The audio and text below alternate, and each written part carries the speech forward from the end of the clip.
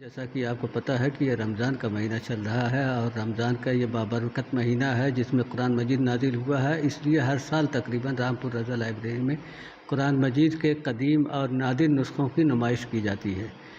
رضا library اس معاملے میں بے حد ہی خوش نصیب ہے کہ یہاں پر تقریباً 500 سے زیادہ قرآن مجید کے بہترین قسم کے نمونے موجود ہیں اور ہر دور کے 7 سینچری سے لے کے آپ کو 19 سینچری تک جب ہاتھ سے چیزیں لکھی جاتی تھیں اس وقت کے قرآن مجید یہاں پر موجود ہیں. اور بے شمار قرآن مجید کے نسخے ایسے ہیں کہ جو سونے سے سجائے گئے ہوئے ہیں. اس میں ایسے ہیں جو بادشاہوں کی سرپرستی میں تحریر کیے گئے ہیں اور ایسے بھی ہیں جس پہ بادشاہوں کے بڑے بڑے کیلی گرافر جو ہے یہاں پر موجود ہیں. اس میں تقریباً آپ کو 2 فٹ سے لے کے اور 2 انچ تک کے قرآن مجید کے بھی نمونے ہیں. اس میں خط کے حساب سے اگر آپ دیکھیں گے تو خط کوفی، خط نسخ، خط نستعلیق، خط ثلث، خط بہار، اس طرح کے سارے نمونے یہاں پر آپ کو مل جائیں گے. اسی طرح سے آپ کو جو قرأت کے نمونے جو ہیں وہ یہاں پر موجود ہیں. سب سے قدیم قرآن مجید جیسا کہ آپ یہاں پر دیکھ بھی رہے ہیں کہ یہاں پر جو قرآن مجید ہے وہ حضرت علی سے منسوب ہے اور پارچمنٹ پہ لکھا ہوا ہے، یعنی اس کی کتابت حضرت علی کے ہاتھوں سے کی گئی ہے. اور یہ ہمارے ہندوستان کا نہیں بلکہ دنیا کا سب سے ہی زیادہ قیمتی یہ نسخہ ہے. اس نسخے کی قیمت کا اندازہ آپ اس بات سے لگایا جا سکتے ہیں کہ جب ہمارے پرائم منسٹر کہیں بھی اسلامک کنٹری میں جاتے ہیں تو اس کی فیکسیملے لے کے جاتے ہیں.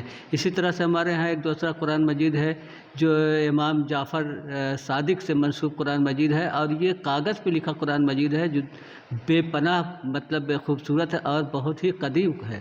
اسی طرح سے ایک قرآن مجید ہے جو کہ امام موسیٰ رضا کا ہے، وہ 9 سینچری کا قرآن مجید ہے.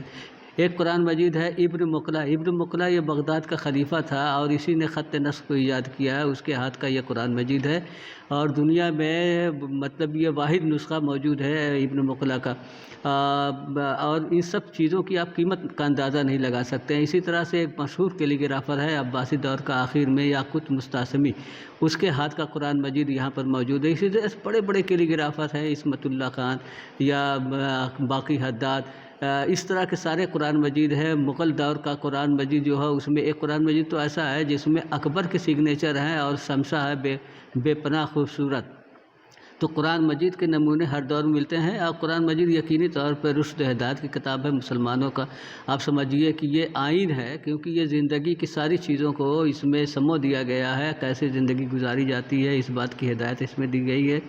تو یہ قرآن مجید ہماری جو مذہبی کتاب ہے 1400 سے لے کے آج تک، یہ اس کی سب سے بڑی خاص بات یہی ہے کہ ہر شخص یہ جانتے ہیں مسلمان کہ اللہ تعالیٰ نے اس کی حفاظت کا ذمہ دے رکھا ہے. اسی لیے اس میں اس وقت سے لے کے آج تک ایک حرف کا اور ایک لفظ کا بھی کوئی آپ اس میں تبدیلی نہیں دکھا سکتے ہیں. یہ قرآن مجید کا چیلنج ہے. تو یہ قرآن مجید کے جو نمونے ہیں ہم یہ چاہتے ہیں کہ لوگ اس کو دیکھیں اور سمجھیں. اس سب سے بڑی بات یہ ہے کہ جو مینوسکرپٹ کی تاریخ اگر آپ دیکھیں گے تو ان نمونوں کے بیس پہ آپ مخطوطات کی تاریخ لکھ سکتے ہیں کہ ہر دور میں کتابوں کو سجانے کا، بنانے کا، کتابوں کا لکھنے کا کیا انداز رہا ہے، کس طرح سے کتابیں کو ڈیکور کیا جاتا تھا. جیسا کہ آپ نے دیکھا کہ سونے کا بے پناہ کام کیا گیا ہے، تو اس کا مطلب ہے کہ مسلمانوں نے اس طرح کی کتابوں پہ سونے کا اور قیمتی پتھروں کا سجانے کا کام بہت ہی خوبصورتی کے ساتھ اور بہت ہی محنت کے ساتھ اس کو انجام دیا ہے. تو یہ قرآن مجید کی برکت کا ہے مہینہ اور رمضان کی برکت کا ہے کہ یہاں پر اس نمائش کو لگایا گیا ہے. پوری دنیا سے لوگ جو ہیں ہمارے آپ کے مادھیم سے اس قرآن مجید کے اس نمونے کو دیکھیں گے اور یقینی طور پر ہندوستان کیا میں دنیا کی اور دوسری لائبریریوں کے تعلق سے بھی کہہ سکتا ہوں کہ جو ہمارے یہاں نمونے ہیں بہت یونیک ہیں اور شاید ہی اس طرح کے نمونے اور کہیں پر مل سکیں. بہت بہت شکریہ. آپ کا نام جاننا چاہوں گا اور آپ کیا ہیں لائبریری سے؟ میرا نام ابو سعد اصلاحی ہے اور میں یہاں پر لائبریرین ہوں. تقریباً مجھے 28 سال ہو گیا ہے اور اسی پوزیشن پہ ہوں. اس مینوسکرپٹ کا چارج میرے ہی پاس ہے اور اس کے علاوہ قرآن مجید سے متعلق جو بھی چیزیں یہاں پر ہیں وہ اس کی دیکھ بھال بھی میرے ہی ذمہ ہے اور اس کی حفاظت وغیرہ بھی میرے ہی ذمہ ہے. اور یقینی طور پہ یہ ہمارے بزرگوں کا دیا ہوا جو سرمایہ ہے آج ہماری ذمہ داری ہے، کل ہمارے بعد لوگوں کی ذمہ داری ہوگی. یہ چیز باقی رہے قیامت تک، یہی کوشش ہونی چاہیے. جی، تو یہ اس لائبریری کی کس طرح سے پہچان ہے؟ देखिए वैसे तो कोई मैं इसका कोई कैटेगरी कोई ग्रेड या कोई इसका दर्जा मुतय्यन करने का की पोजीशन में भी नहीं हूँ, लेकिन मैं ये कुछ बातों की वजह से कह सकता हूँ कि हिंदुस्तान की अपने कलेक्शन रेयर कलेक्शन की वजह से आर्काइवल लाइब्रेरी में ये एक मुमताज़ हैसियत रखती है। और कहा यह जाता है कि बहुत से लोग कहते हैं कि एशिया में सेकंड नंबर की लाइब्रेरी है, जो पहले नंबर की लाइब्रेरी जो समरकंद की लाइब्रेरी को कहा जाता है। लेकिन यकीनी तौर पे अभी एक फ्रेंच के एक मैगज़ीन ने इसको दुनिया की टॉप 10 लाइब्रेरियों में इसका नाम शामिल किया है। तो इस तरह से ये लाइब्रेरी यकीनी था। नाम क्या है इसका नाम रामपुर रज़ा लाइब्रेरी है और ये सेंट्रल गवर्नमेंट के कंट्रोल में चलती है। मिनिस्ट्री ऑफ कल्चर से इसकी फंडिंग होती थी। और